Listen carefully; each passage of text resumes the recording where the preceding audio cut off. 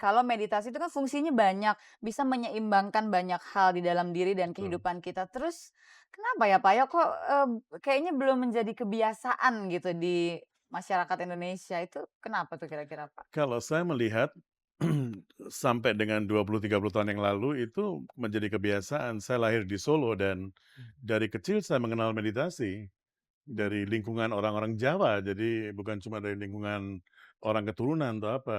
iya. Kemudian ada buku-buku teks-teks kuno.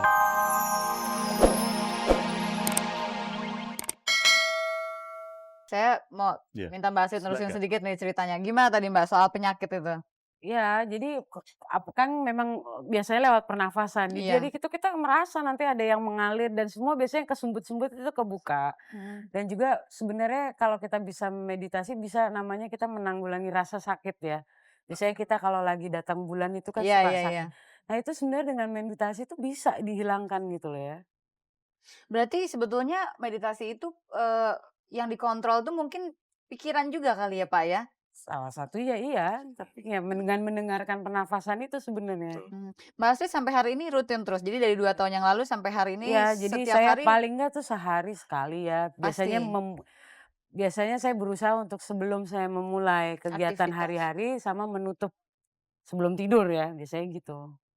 Itu nggak pernah lepas tuh, Mbak, ya? Alhamdulillah sih biasanya sehari sekali pasti saya lakuin gitu loh. Ya, soal kejernihan pikiran itu terasa sekali juga, Mbak, efeknya? Kejernihan pikiran yang tadi kita bicarain kedamaian hati, itu betul, Ya, real gitu efeknya ada iya ya? tadi kan memang kan Pak Anand juga bilang kalau jiwa kita itu jernih otomatis pasti pikiran kita juga jernih walaupun mungkin sesaat-sesaat Pasti ada masih lah. ada Iya. lah distraction. Nah, Pak Anan Iya. ini kan ternyata ya, saya dan pemirsa Angin Malam juga mengetahui nih sekarang nih dari Mbak Astrid sama Pak Anan, kalau meditasi itu kan fungsinya banyak, bisa menyeimbangkan banyak hal di dalam diri dan Betul. kehidupan kita. Terus kenapa ya, Pak, ya kok, kayaknya belum menjadi kebiasaan gitu di masyarakat Indonesia, itu kenapa tuh kira-kira, Pak? Kalau saya melihat sampai dengan 20, 30 tahun yang lalu itu menjadi kebiasaan. Saya lahir di Solo dan dari kecil saya mengenal meditasi dari Mmm, lingkungan orang-orang Jawa. Jadi bukan cuma dari lingkungan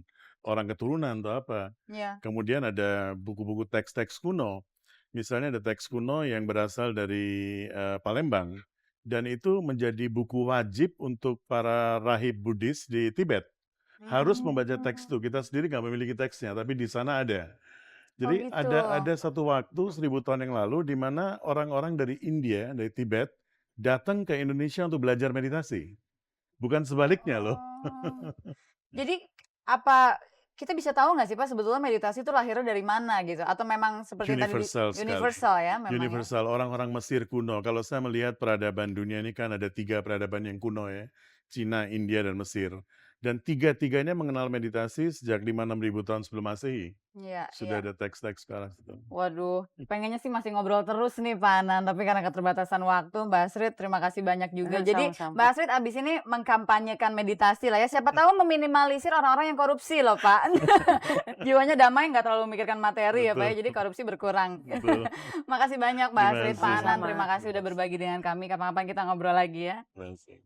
Pemirsa, memang tidak ada yang mudah di dalam hidup ini, tapi tidak ada yang mustahil untuk dikerjakan. Nah, untuk bisa mencapai hal-hal yang ingin kita kerjakan di dalam hidup dengan hasil yang maksimal, tentunya kita harus punya kejernihan pikiran, punya kedamaian hati. Dan menurut kedua orang tamu saya malam ini, kejernihan pikiran dan kedamaian hati bisa dicapai lewat meditasi. Karena meditasi itu menyeimbangkan antara lahir dan batin, mental dan fisik, pikiran dan perasaan. Mungkin nggak ada salahnya untuk dicoba.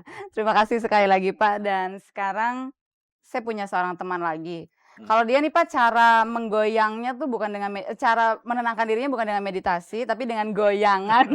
Udah kesebut duluan loh goyangannya, Putri Malam.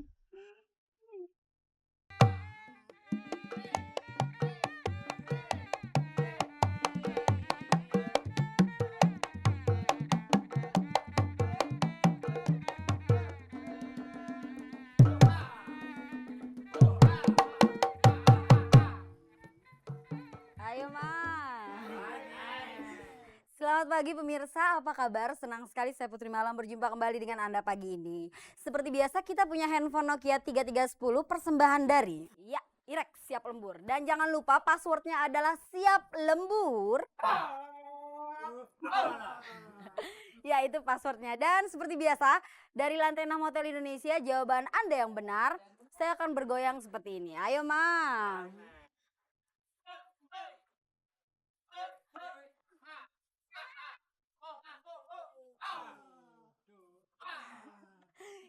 Ya, dan untuk Anda yang menjawab salah, ada yang akan bergoyang buat Anda. Ayo, Mang.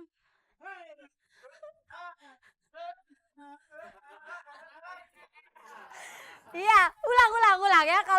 Kalau jawaban ada yang salah, Mamang yang akan goyang. Ayo, Mang.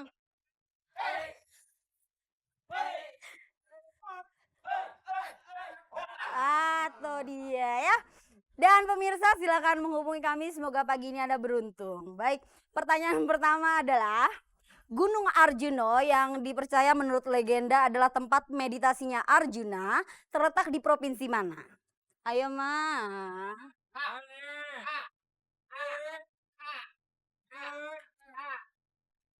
Iya, halo. Halo, Halo, passwordnya? siap lembur. Siapa di mana, Mas? Dari Pak Bodi Santa, Karawang. Siapa, Mas? Pak Bodi Santa, Bodi Santa. Bodi Santa. Iya, Mas Bodi. iya. Oke, Mas Bodi. Mas Bodi. Ya, Mas Bodi, jawabannya apa? Jawa Timur. Jawa? Timur. Jawa Timur. Yakin? Ya, yakin juga. Pernah ke Gunung Arjuno? Belum pernah. Belum pernah? Oke, Iya. kalau gitu pernah digoyang? Mau. Atau mau digoyang? Mau. Jadi lebih memilih digoyang daripada meditasi malam ini ya? Oke, kita goyang ya? Ya? Ayo. Ayo, Mang.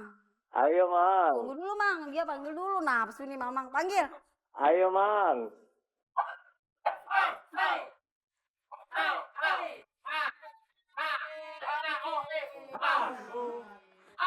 Lagi, Mang. Iya, Mas Bodi. Mas Bodi, Iya. Anda mendapatkan handphone Nokia 3310 dari Irex. Aduh, makasih. Terima kasih kembali. Jangan lupa pajaknya ditanggung sendiri ya. Sama meditasinya. Iya, baik pemirsa. Pertanyaan kedua adalah, guru atau ahli yoga biasanya disebut apa? Sekali lagi, guru atau ahli yoga biasanya disebut apa? Ayo, Mang.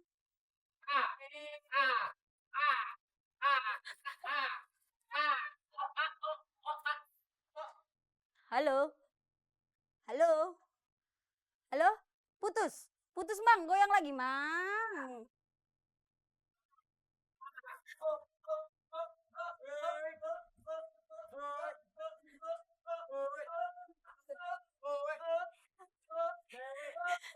Tunggu, saya ulang lagi pertanyaannya. Guru atau ahli yoga biasanya disebut apa? Kenapa? Iya, kalau nggak bisa jawab, masih ada bintang tamu kita, silakan bertanya. Atau mungkin, iya ada. Halo? Siap lembur. Halo? Lagi? Halo. Ya? Siap lembur. Siapa di mana, Mas? Dari Raji, Bogor. Mas Razi? Bogor. Bogor, oke. Mas Razi dari Bogor. Ya, Mas Razi, jawabannya apa? Yogi. Yogi? Yogi? Ya, Yogi. Yogi apa gitu nggak ada? Ya, Yogi aja. Yogi aja? Yogi aja? Oke, Mas siapa tadi? Razi. Raji. Mas Razi, digoyang ya? Ya, goyang. Ayo, Mang.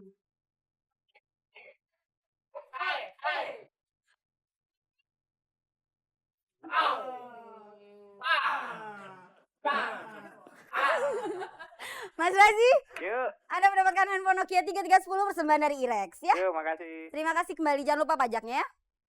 Kalau enggak, Anda disuruh bermeditasi terus.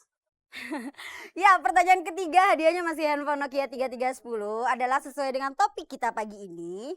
Tunggu ya, goyang dulu. Ayo, Mang.